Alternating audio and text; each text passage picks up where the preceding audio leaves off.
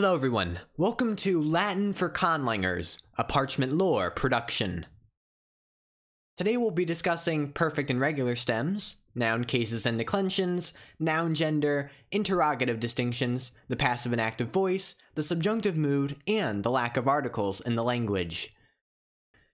The perfect stem is formed from the third principal part of the verb, which is the first person singular perfect conjugation, while the regular stem is formed from the second principal part of the verb, which is the infinitive.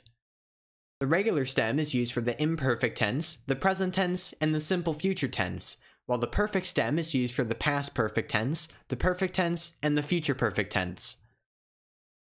Here are some examples of the perfect and regular stems for the verb habitare, which means to live in Latin. The regular stem is habita, which comes from the infinitive habitare sans the re ending. The imperfect for the first person singular is habitabam, the present is habito, and the simple future tense is habitabo.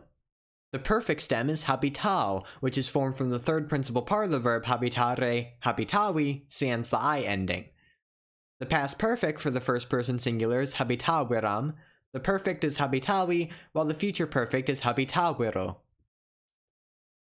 6 cases are used in the language to mark the role of a noun in a sentence. The nominative case marks the subject, the accusative case marks the direct object, the genitive case marks the possessor, the dative case marks the indirect object, the vocative case marks the object of direct address, and the ablative case has many uses, including marking movement away from something, locative constructions, and instrumental applications. Here's an example of all 6 noun cases in one sentence. Hey Marcus, I was gonna give Julius your sword since he's leaving Rome to fight in Gaul. Is that alright? In this sentence, Marcus is in the vocative case, since he's the object of direct address. I is in the nominative case, since it's the subject. Julius is in the dative case because it's the indirect object. Your is in the genitive case, since it's the possessor of the sword, which is in the accusative case because it's the direct object, and both leaving Rome and in Gaul are uses of the ablative case, since leaving Rome is marking movement away from something, and in Gaul is a locative prepositional phrase. There are 5 noun declensions in Latin, which historically come from different root vowels at the end of a stem. Each of these declensions has mostly distinct endings for all 6 noun cases in the singular and plural. The first declension has the root vowel a, the second declension has the root vowel o, the third declension has the root vowel e and includes consonant stems, the fourth declension has the root vowel u, while the fifth declension has the root vowel e. Latin has 3 noun genders. The masculine gender includes male reference among a variety of other classes. These nouns mostly end in us, or ir. The feminine gender includes mostly female or abstract reference, and most end in a. And the neuter gender includes mostly inanimate reference, and most end in Neuter nouns use their accusative forms for the nominative and vocative cases. This is due to their historic unlikelihood of being subjects or the objects of direct address. Do I hear a result of the evolution from animacy-based split ergativity, or what? This appears to be a vestige of an old two-way animacy gender system in pre-Proto-Indo-European. Dedicated interrogative distinctions are used in Latin at the beginning of a sentence. Num is used to mark a surely not question, such as num Romae habitas, you don't live in Rome, right?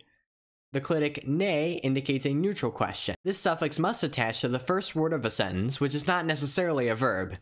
So habitas ne Romae would be a neutral do you live in Rome, and nonne is used for a surely question, so nonne Romae habitas would mean you live in Rome, right? Latin features a difference between passive and active voice in its conjugations of verbs. In the active voice, the actor is the subject of a sentence, such as, she gave me a gift. Meanwhile, the passive voice promotes a direct or indirect object to subject position, such as, I was given a gift. The active voice uses active forms of the verb for both regular and perfect stems, while the passive voice uses past participle forms of the verb plus the copula for the perfect stem. There are also special verbs which are called deponent or semi-deponent, which break this general pattern. Be on the lookout for a future video describing these in more detail. In Latin, the subjunctive mood is reified through a separate set of endings in a given verb for each tense, aspect, mood, and voice. This new set often involves using arre forms for ere, and ire inflections, and ere, and ire forms for arre inflections. This is unlike English, where there is only one subjunctive form for each verb. An example in Latin would be vivatis in aeternum, may you live forever. This conjugated form vivatis is from the verb vivere, and we can see that in this sentence, the subjunctive is using are forms of the verb instead of the ere conjugations. There are no indefinite or definite articles in Latin. Thus, the man saw a dog and a man saw the dog would be, albeit literally, translated the same as man dog saw in Latin, due to its mostly subject-object-verb word order. In the Romance languages which descend from Latin, the definite articles, as in the English the, were introduced from demonstratives, while indefinite articles, as in the English an, were added through the word for one.